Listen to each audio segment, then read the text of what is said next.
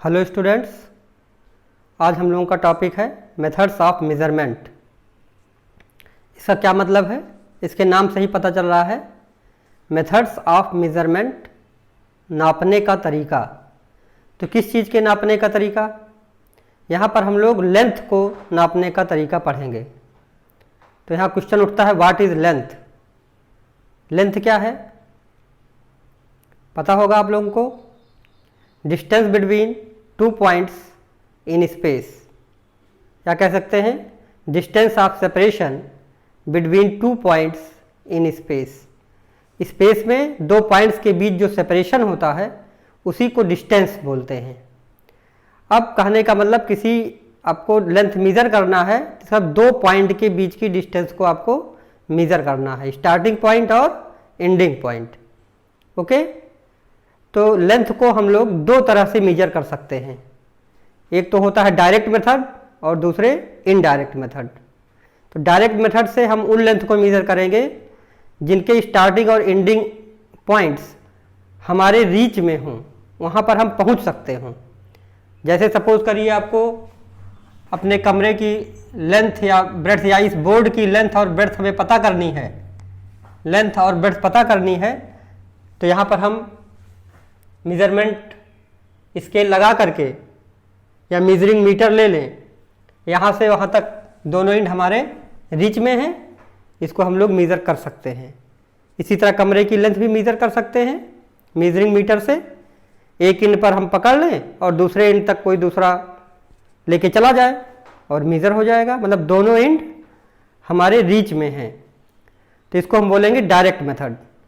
इसी तरह से कुछ ऐसे मेथड्स हैं जैसे कि इनडायरेक्ट मेथड। ऐसे मेथड होंगे जहां पर दोनों एंड हमारे रीच में ना हो। जैसे कि अगर आपसे कोई कहे अर्थ से मून की डिस्टेंस आप पता करिए, तो आप ऐसा तो कर नहीं सकते कि मून पे जाएं और वहां से मेजरिंग मीटर को गिराएं और आप उसको मेजर कर लें, तो ये तो पॉसिबल है नहीं। इसका मतलब हमें स्टार्टिंग पॉइंट तो पता है लेकिन एंडिंग पॉइंट नहीं पता है। तो ऐसे लेंथ को मेज़र करने के लिए हम लोग इनडायरेक्ट मेथड का यूज़ करते हैं। ओके, तो आइए इसको हम लोग क्लासीफाई करते हैं। मेथड्स ऑफ मेजरमेंट के दो मेथड है। पहला है डायरेक्ट मेथड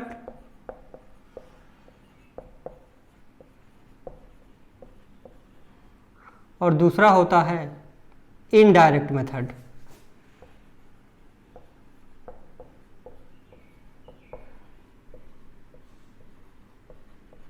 ओके, अब डायरेक्ट मेथड में जो आपके सिलेबस में है उसको हम लिख देते हैं, जैसे मीटर स्केल।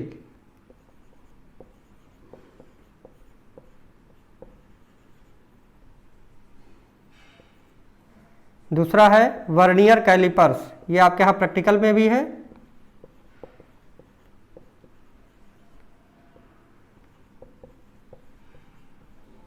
और जो तीसरा है स्क्रू गेज।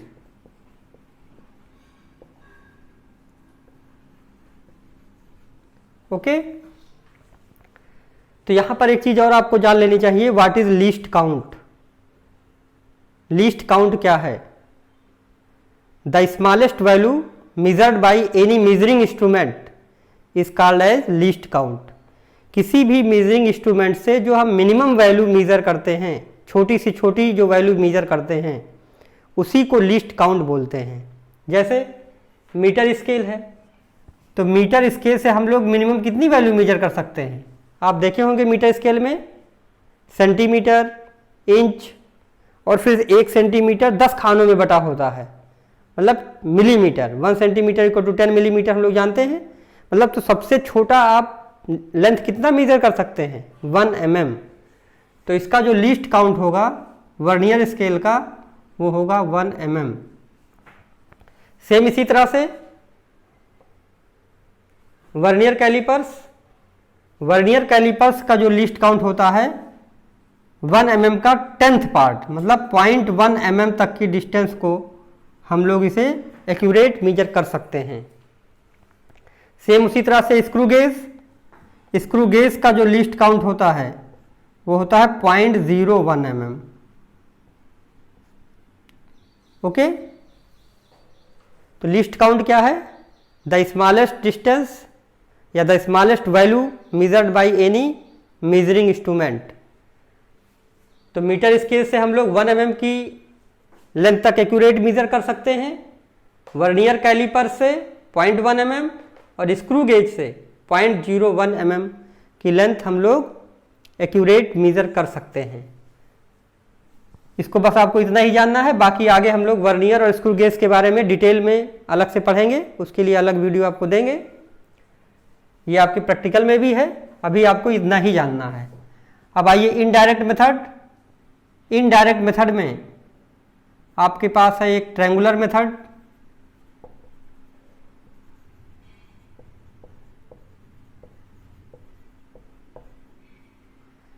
और दूसरा आपको पढ़ना है रिफ्लेक्शन,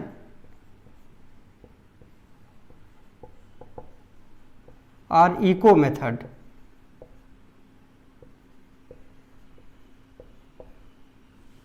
और तीसरा पैरालैक्स मेथड।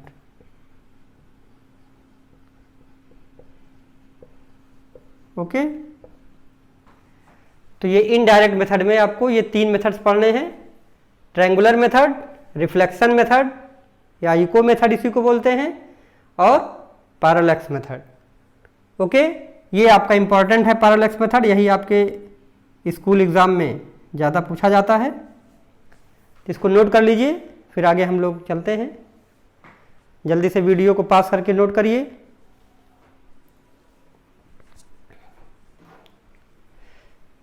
नोट कर लिए होंगे, चलिए इसको मिटाते हैं।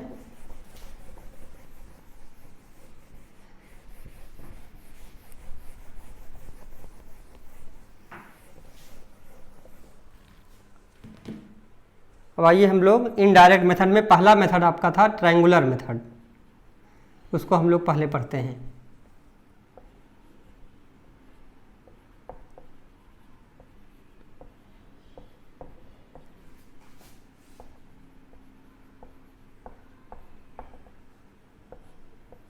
ठीक है, ट्रायंगुलर मेथड में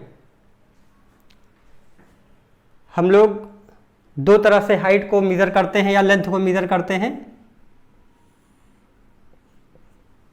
यहां पर हाइट ऑफ एन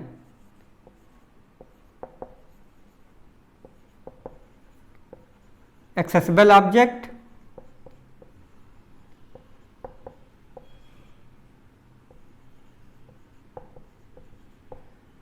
और दूसरा हाइट ऑफ एन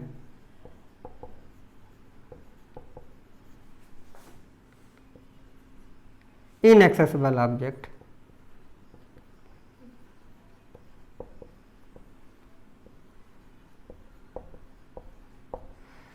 ओके, तो height of an accessible object क्या होते हैं?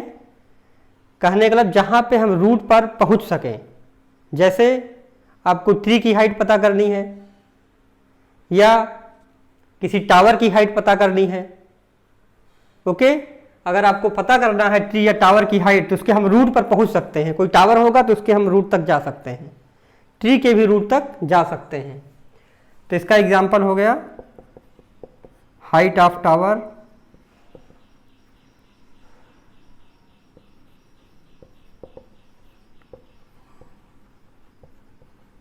या ट्री। इसी तरह से इनएक्सेसिबल ऑब्जेक्ट, माउंटेन की अगर आपको हाइट पता करनी है,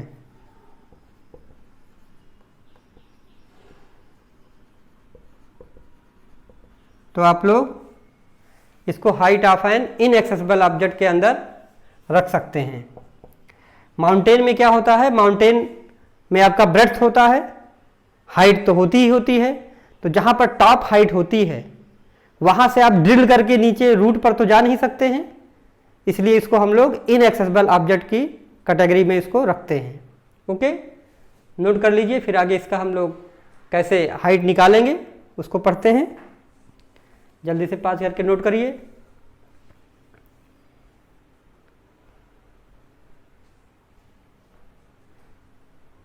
ओके, चलिए इसको आगे बढ़ाते हैं।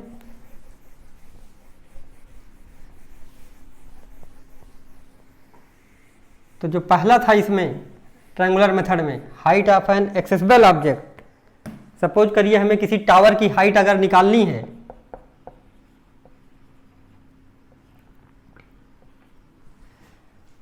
तो कैसे निकालेंगे। यहाँ पर एक हम मान लेते हैं, एक हमारा टावर है AB, तो टावर के रूट पर हम पहुँच सकते हैं।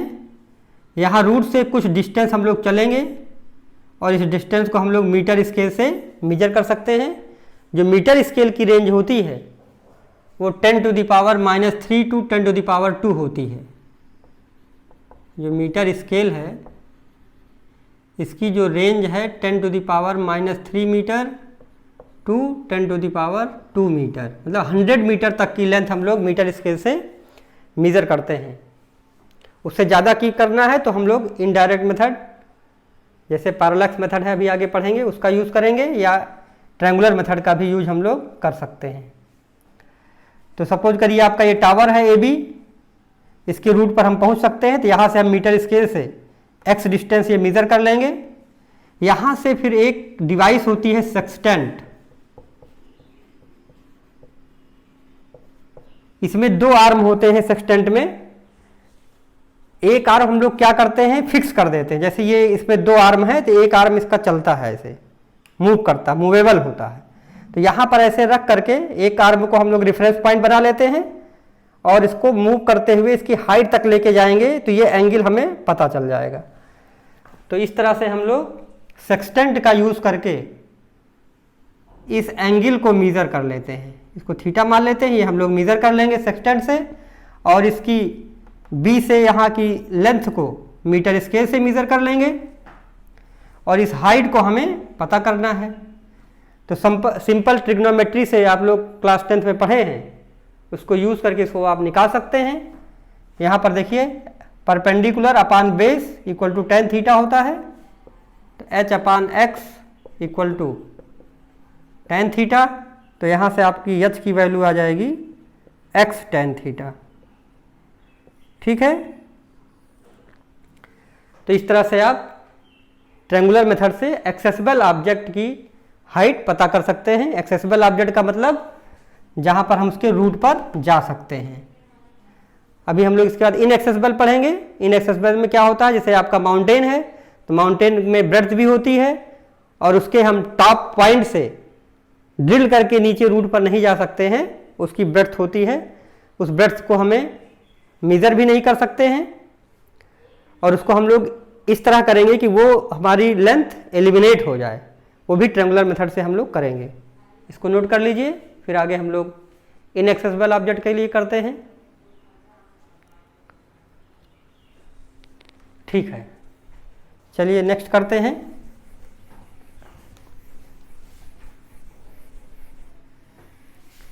नेक्स्ट आपका है height of an inaccessible object.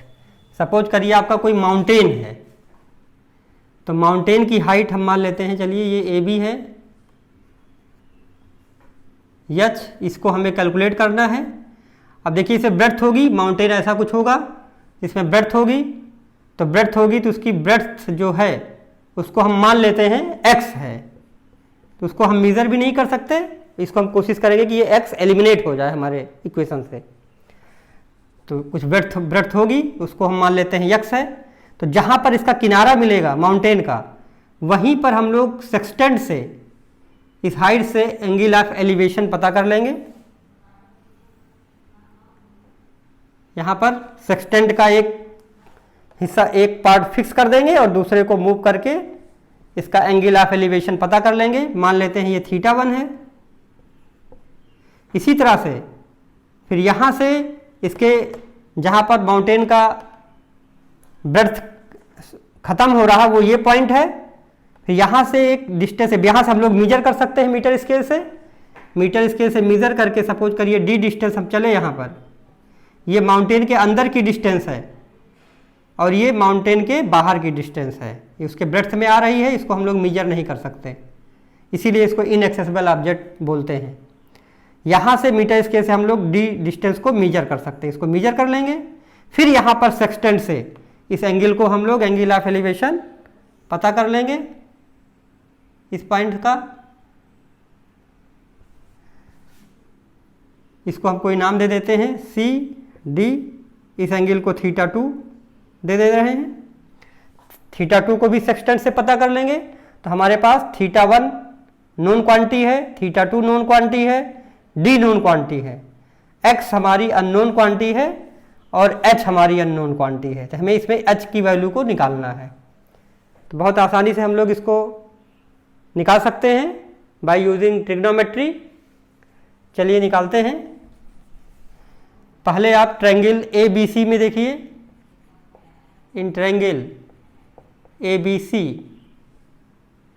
यहाँ से देखिए cot θ1 की वैल्यू निकालिए। cot θ1 आपका आ जाएगा बेस अपान परपेंडिकुलर x अपान h, इसको इक्वेशन 1 बना दीजिए। इसी तरह से cot दूसरे ट्रायंगल में ले लीजिए, in triangle A B D, in triangle A B D यहाँ पर देखिए cot θ2 equal to D plus X. देखिए ये पूरे ट्रायंगल में ले रहे हैं तो ये आपका आएगा डी बी।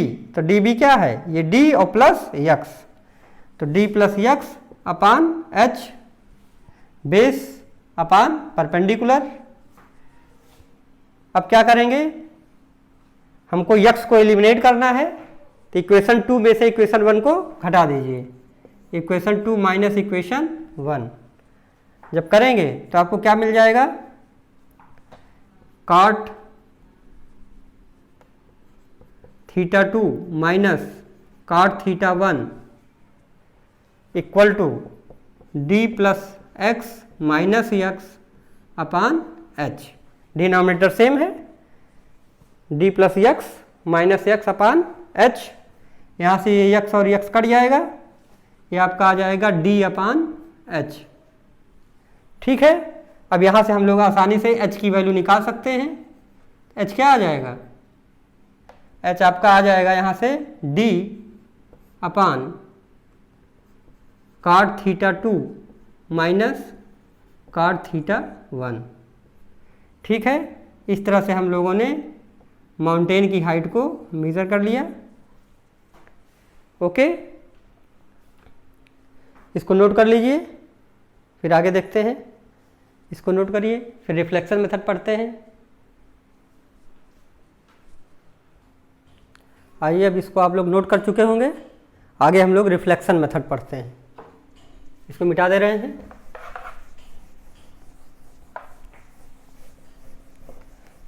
रिफ्लेक्शन मेथड में हम लोग एक वेव को भेजते हैं अननोन ऑब्जेक्ट के पास और वो रिफ्लेक्ट होकर फिर से उसी डिवाइस के पास आती है।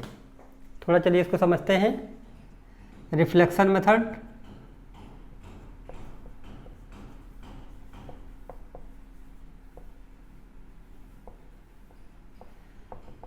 या इसी को इको मेथड भी बोलते हैं, और इको।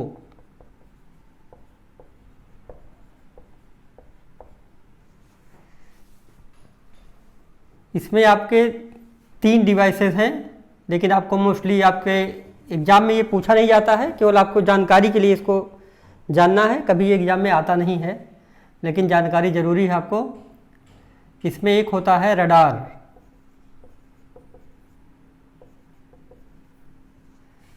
इसका फुल फॉर्म है रेडियो डिटेक्शन एंड रेंजिंग।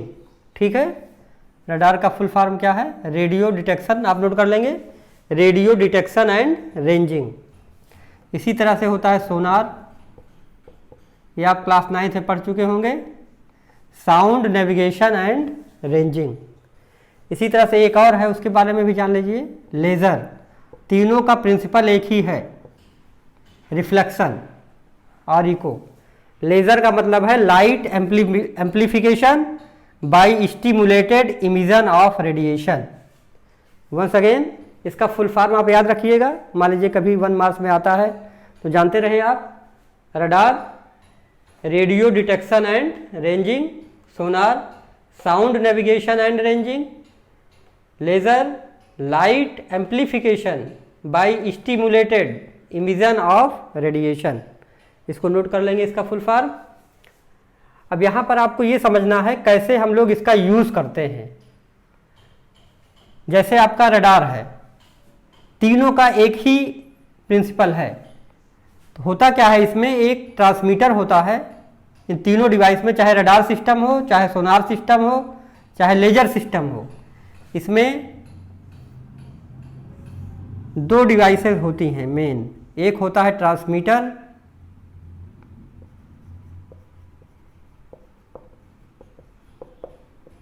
और दूसरा होता है रिसीवर। ठीक है, ट्रांसमीटर से, चलिए इसके नाम को मिटा दे रहे हैं क्योंकि यहाँ पर थोड़ी जगह कम पड़ेगी। ट्रांसमीटर से हम लोग वेव को सेंड करेंगे। जैसे रडार होगा तो रेडियो वेव, सोनार होगा तो अल्ट्रासोनिक वेव भेजते हैं, लेज़र है तो लेज़र लाइट भेजेंगे ही। तो यहाँ से रिस्पेक्टिव सिग्नल सेंड किया जाता है। और जिस अननोन ऑब्जेक्ट की आपको डिस्टेंस पता करनी, हम लोग यहाँ मेजरमेंट ऑफ लेंथ पढ़ रहे हैं, तो जैसे आपका कोई रडार सिस्टम है तो हम लोग क्या करते हैं, रडार सिस्टम से कोई अगर दूसरे देश का कोई लड़ाकू विमान मान लीजिए हमारी सीमा में आ रहा है तो उसको हम लोग रडार से जान जाते हैं। तो क्या करते हैं, जो हमारा ट्रांसमीटर है यहाँ से सिग्नल भेजता रहता है। सपोज करिए आपका यहाँ पर अननोन ऑब्जेक्ट आ गया,